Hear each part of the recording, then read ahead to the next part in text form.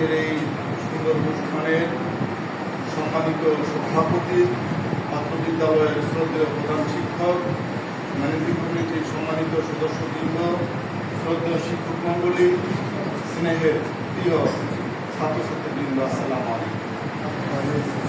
আজ থেকে প্রায় 35 বছর আগে আমিও তোমাদের মধ্যে যখন বিদায় নিয়েছিলাম, যখন এসএসসি পরীক্ষা দিয়েছি, আসলে আমার ভাই শুভ বলছে এটা বিদায় না, আমি এটা বলতে চাই যে তোমাদের জন্য একটা দোয়া অনুষ্ঠান। আমাদের শ্রদ্ধেয় শিক্ষক তৈরি স্যার বলছে নৈতিকতা নিয়ে। আমরা পড়ালেখা কেন করি বলো তো? প্রতিগত ভালো মানুষ হওয়ার জন্য না?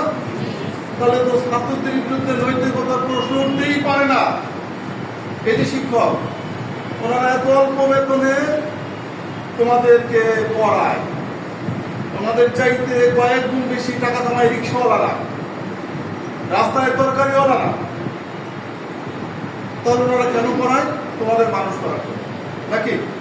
ওনারা শিক্ষকতা ছেড়ে আর অনেক পেশা আছে, টাকা উপার্জনের জন্য করতে পারে, করে না। কেন করে না? তাহলে শিক্ষকতা করবে কে? সবাই যদি স্বার্থের পিছনে ছুটে, তাহলে জাতি গঠনের পিছনে ছুটবে কে? শিক্ষকেরা নাকি? আমি একসময় শিক্ষক ছিলাম, কিন্তু টাকার মোহে পড়ে শিক্ষকতা ছেড়ে আমি ব্যাংকে যোগদান করি। আমি পারি নাই শিক্ষকতা ধরে রাখতে, কারণ হচ্ছে আমি স্বার্থপর। একমাত্র শিক্ষক, এই শিক্ষক যখন বলে যে আমার সাথে বেয়াদবি করে, শিক্ষকের বাসায় হামলা করে, এই জাতি কতটা মানে নৈতিকতাহীন হয়ে পড়ছে, এটা বুঝতে আর সময় লাগে না। এখন এই সমাজে যারা সমাজ বিশেষজ্ঞ, তারা বলতেছে বাংলাদেশের এখন সবচেয়ে বড় একটা সমস্যা, সেটা হচ্ছে আদব উঠে গেছে। আদব উঠে গেছে। এই আদব উঠে যাওয়ার কারণেই একমাত্র শিক্ষকের সাথে বেয়াদবি করতে পারে, পিতামাতা সমাজের মুরব্বীর সাথে বেয়াদবি করতে পারে। আমার খুব কষ্ট লাগে। আমি তোমাদের জন্য দোয়া করি, তোমরা সেরকম ছাত্র হবে না যারা ছাত্রকে দেখে সচিব হওয়ার পরেও ছাত্রকে সম্মান করতে পারবে না। আমি চাই তোমরা সেই ছাত্র হবে দৃষ্টান্ত দেওয়ার মতো।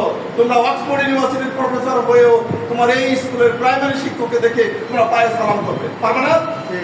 তোমরা ইতিহাস ভঙ্গ করে দিবে।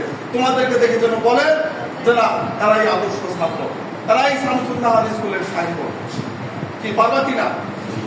সর্বোপরি তোমরা যারা এসএসসি পরীক্ষা দিবা, আমাদের এক শিক্ষক বলছে,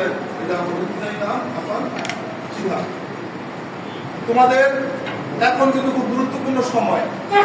পরীক্ষা সারা বছর পড়ছো, এখন যদি রিভিশন করতে না পারো, তাহলে ভালো পরীক্ষা দেওয়া সম্ভব হবে না। আমাদের সরকার অথবা পরীক্ষা নিয়ন্ত্রক একটা ডিসিশন দিচ্ছে এদের পরে পরীক্ষা। আসলে এরকম হওয়া উচিত না। হয় আগে হবে, নয় আরেকটু পরে, বেশি পরে। ঈদের আনন্দ সবাই করতে মন চায়, ঈদ তো জীবনে বারবার আসে না, নাকি? বারবার আসে না। যাই দিয়ে যখন ফেলছে, আমাদের শুভ ভাই বলছে আমরা এই আনন্দটাকে একটু বিসর্জন দেব। কারণ কি? বেশি আনন্দ করার জন্য, ঠিক আছে কিনা? বড় আনন্দ করার জন্য আমরা শুরুতে গা ভাষায় দেব না। কারণ হচ্ছে এখন তুমি ঘন্টা গোনার সময় নাই। কয়দিন বাকি পরীক্ষা? কয়দিন বাকি? আমাদের সাবজেক্ট কয়টা? 11টা। তাহলে আমাদের সময় আছে প্রত্যেক সাবজেক্ট 27 ঘন্টা। কয় ঘন্টা?